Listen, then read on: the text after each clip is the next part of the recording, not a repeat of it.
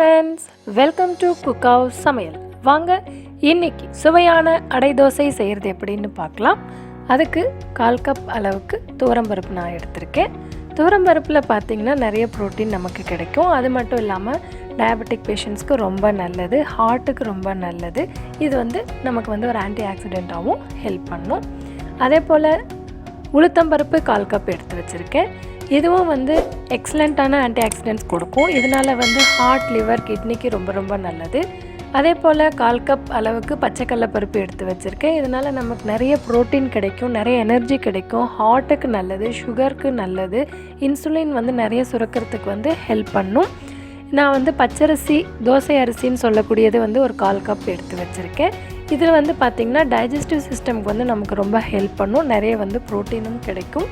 இதை எல்லாத்தையும் சேர்த்துட்டு வாஷ் பண்ணிவிட்டு நான் எடுத்து தண்ணி ஊற்றி எடுத்து வச்சுருக்கேன். இதில் 5 சிவப்பு மிளகாயும் சேர்த்து ஊற வச்சுக்கலாம். சேர்த்துட்டு ஒரு 2 மணி நேரம் போல் இதை நம்ம ஊற வச்சிடலாம்.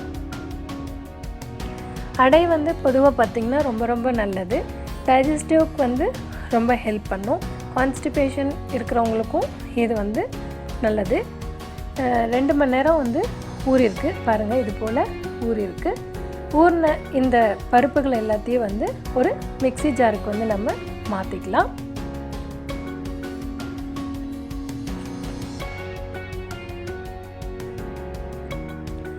பாருங்கள், இது போல் நான் கொரப்பாக அரைச்சி எடுத்துகிட்டு வந்திருக்கேன். இது நம்ம எப்பயும் செய்கிற தோசை போல் மாவு போல் அரைக்க தேவையில்லை. இது போல் கொரப்பாக அரைச்சி எடுத்துகிட்டு வந்துடலாம். அரைச்சி எடுத்துகிட்டு வந்த இந்த மாவை நம்ம ஒரு மிக்சிங் பவுலுக்கு மாற்றிக்கலாம்.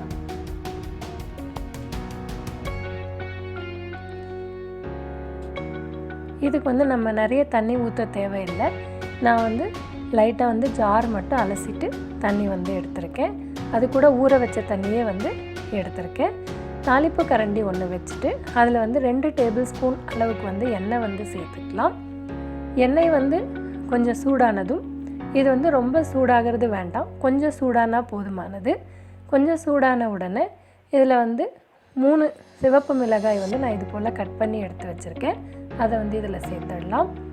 எண்ணெய் நிறைய சூடாக இருந்துச்சுன்னு சொன்னால் இது சீக்கிரம் கருகிடும்.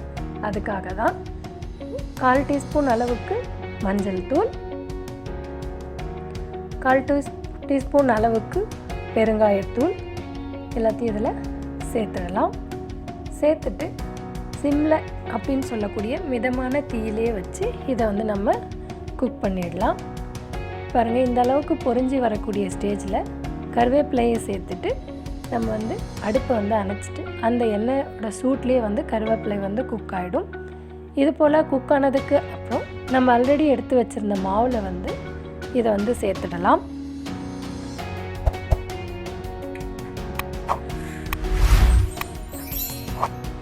நான் ஒரு பெரிய வெங்காயத்தை சின்ன சின்னதாக கட் பண்ணி எடுத்து வச்சுருக்கேன். அதையும் இதில் சேர்த்துடலாம்.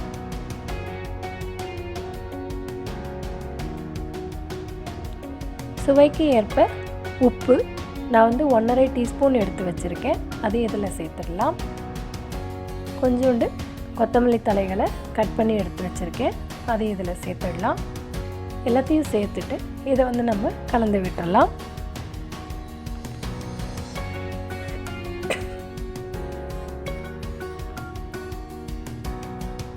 இது கொஞ்சம் கலந்ததுக்கு பிறகு 1 டீஸ்பூன் அளவுக்கு சீரகம் அதை இதில் சேர்த்துடலாம்.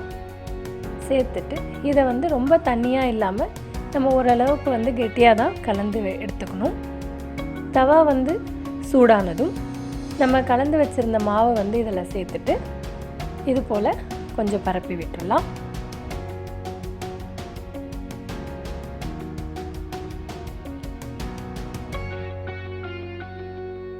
இதில் கொஞ்சோண்டு எண்ணெயும் சேர்த்துடலாம்.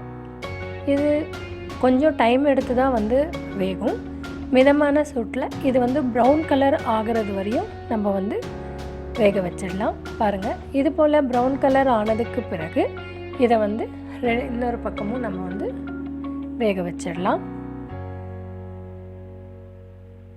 பாருங்கள் ஃப்ரெண்ட்ஸ், உங்களுக்கே தெரியுது இது நல்லா ப்ரௌன் கலராகவும் கிறிஸ்பியாகவும் வெந்து வந்திருக்கு. இது போல் 2 பக்கமும் வேக வச்சுட்டு இதை வந்து நம்ம எடுத்துடலாம். அவ்வளோதான் ஃப்ரெண்ட்ஸ், ரொம்ப சுலபமான ஆரோக்கியமான ஒரு பிரேக்ஃபாஸ்ட் வந்து ரெடி ஆகிருக்கு. இது வந்து 2 மணி நேரத்துலேயே நம்ம செஞ்சிடலாம். நீங்களும் ட்ரை பண்ணி பாருங்கள், கண்டிப்பாக உங்களுக்கும் பிடிக்கும்.